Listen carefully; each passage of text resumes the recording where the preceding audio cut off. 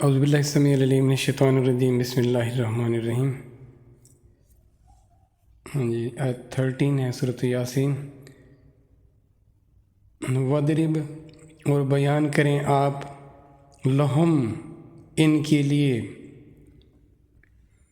مثلاً مثال اصحاب القریۃ بستی والے اذ جب جاءہا ان کے پاس آئے مرسلون رسول اللہ کے بھیجے ہوئے، اور بیان کریں آپ ان کے واسطے ایک مثال اس بستی کے لوگوں کی جب کہ آئے ان کے پاس بھیجے ہوئے۔ یہ حکم کن کو ہو رہا ہے؟ مثال بیان کرنے کا نبی پاک صلی اللہ علیہ وآلہ وسلم۔ اللہ کا حکم ہو رہا ہے نبی پاک صلی اللہ علیہ وسلم کو کہ آپ بیان کریں مثال ایک بستی کے لوگوں کی۔ اصحاب القریہ تھے، قریہ ایک بستی تھی، ایک علاقہ تھا، ایک جگہ تھی۔ اب اللہ نے اس کا نام نہیں بتایا۔ اللہ نے جو پیغام تھا، جو میسج تھا، اصل پیغام تھا، وہ بتایا گیا۔ اور اکثر لوگ پھر تحقیق میں لگ جاتے ہیں، ڈھونڈو بتاؤ وہ بستی کون سی تھی، وہ علاقہ کون تھا۔ بھائی اس کی ضرورت کیا ہے؟ آپ کو پیغام سے غرض ہے، اب وہ بستی، وہ علاقہ، وہ ہے نہیں ہے، کہاں ہے، کدھر ہے، آپ کو اسے لینا دینا نہیں ہے۔ صرف بات بتائی گئی ہے، جس بات تک رہیں، اپنے کام سے کام رکھیں۔ جو آپ کا کام نہیں ہے، جس سے آپ کو کوئی مقصد نہیں ہے، خام خواہ کی ہے نا اس میں نہ پڑیں۔ اب اللہ فرما رہے ہیں نبی پاک صلی اللہ علیہ وسلم سے آپ بیان کر دیں ان کے لیے مثال، اللہ کا بتایا ہوا پیغام، اللہ کے نبی کو حکم ہو رہا ہے کہ آپ ان کو سنا دیں، ان کو بتا دیں۔ اب آپ مجھے یہ بتائیں، گنجائش رہ کہاں گئی؟ اس قرآن کو بغیر سمجھ کے پڑھنے کی کہاں رہی گنجائش؟ آپ کے لیے بیان ہو رہی ہے بات، اور اللہ اپنے نبی صلی اللہ علیہ وسلم سے فرما رہے ہیں کہ بیان کریں آپ ان کے لیے۔ جن کے لیے بیان کیا گیا وہ کہیں کہ میرے لیے سمجھنا ضروری نہیں ہے۔ واہ کیا بات ہے! ابھی بھی آپ جتنے لوگ ہیں، جتنی میری کوشش روز میں یہ پیغام کسی نہ کسی میں چاہتا ہوں کہ آپ تک مجھ تک پہنچ جائے، لیکن پھر بھی ابھی تک بھی آپ میں سے بہت سارے لوگ ایسے ہیں جو قرآن کو یہ تلاوت کر رہے ہیں۔ کس چیز کو کیا کر رہے ہو؟ قرآن کی روح سے تلاوت کس سے کہتے ہیں پتہ ہے آپ کو؟ اللہ نے جہاں جہاں لفظ تلاوت قرآن میں آیا ہے، جہاں جہاں اللہ کی طرف سے، اس کا دیکھیں تو صحیح مفہوم کیا بنتا ہے۔ لیکن نہیں، ہم نہیں سمجھنے والے، ہمیں جو جس روش پر ڈال دیا گیا ہمارے لیے وہ زیادہ اہم ہے۔ نعوذ باللہ، استغفر اللہ۔ آپ کے لیے بیان، میرے آپ سب کے لیے مثال بیان کی جا رہی ہے۔ احوال بتاؤ انہیں، ان کو احوال بتاؤ، ان کے لیے ضروری ہے انہیں پتہ ہو کہ ان سے پہلے جو کچھ لوگ گزرے ان کا کیا خیال تھا، کیا نظریہ تھا، پھر ان کے ساتھ کیا ہوا، ان لوگوں کی کیا سوچ تھی، کیا فکر تھی، تاکہ یہ اس سے عبرت حاصل کریں، یہ اس سے سمجھیں۔ مثال بیان کی جاتی ہے کسی مشکل مسئلے کو آسان کرنے کے لیے۔ ان کے لیے آسان کر دو، ان کو بتا دو تاکہ یہ سمجھ جائیں، ان کو پتہ لگ جائے۔ اور جن کے لیے یہ اہتمام کیا جا رہا ہے وہ آگے فتوے ڈھونڈ کے بیٹھے ہیں کہ جی مجھے تو ایسے پڑھنا ہے، بس میں نے اس سے ثواب حاصل کرنا ہے۔ کس نے دینا ہے ثواب؟ جس نے دینا ہے ثواب وہ ذات کہہ رہی ہے کہ آپ ان کے لیے مثال بیان کر دیں، اور مثال کو سننے والے، سمجھنے والے وہ کہتے ہیں جی ہمیں اس کی ضرورت نہیں ہے۔ کیا بات ہے، کیا سوچ ہے ہماری!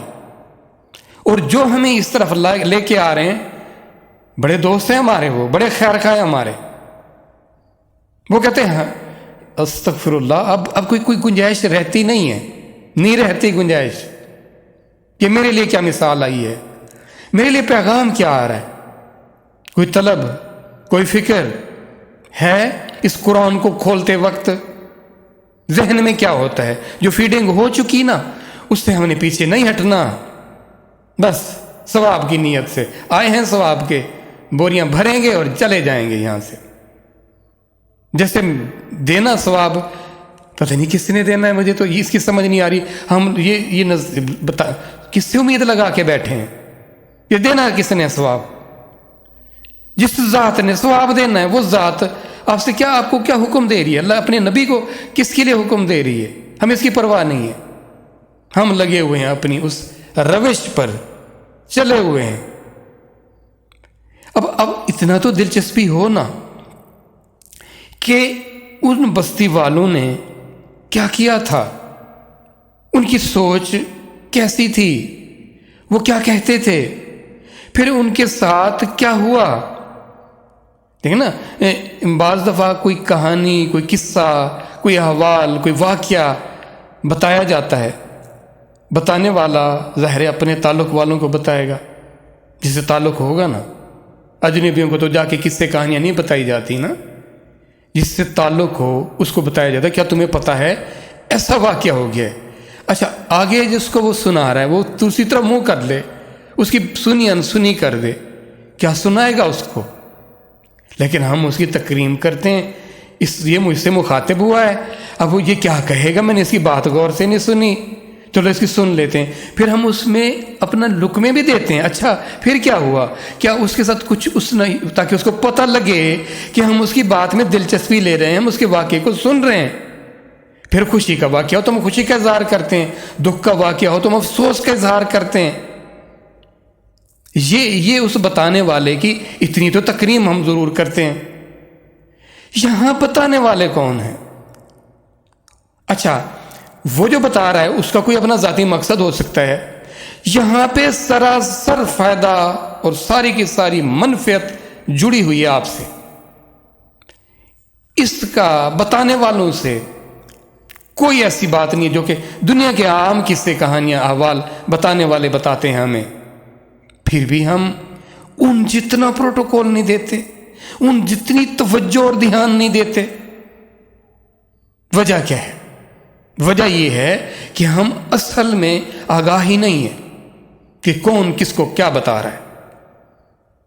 ہمیں بتایا گیا یہ الفاظ ہیں، ان کی نوک پلک چلو سنوار لو، اچھا واہ بھی واہ، ٹھیک، بس اتنی حد تک تمہارا کام اتنا ہے، آگے تمہارے بس کی بات نہیں ہے، بس ہے ہی اتنا، قرآن ہے ہی یہی، بس اس طرح اس کو پڑھتے رہو۔ یہ ہمیں بتایا گیا اور ہم نے آنکھیں بند کی اور لگ گئے اور لگے ہوئے ہیں، ہم نہیں باز آنے والے۔ جتنے عرصے سے جو ایڈکشن ہو چکی اس سے کہاں باز آئیں گے ہم نہیں باز آنے والے۔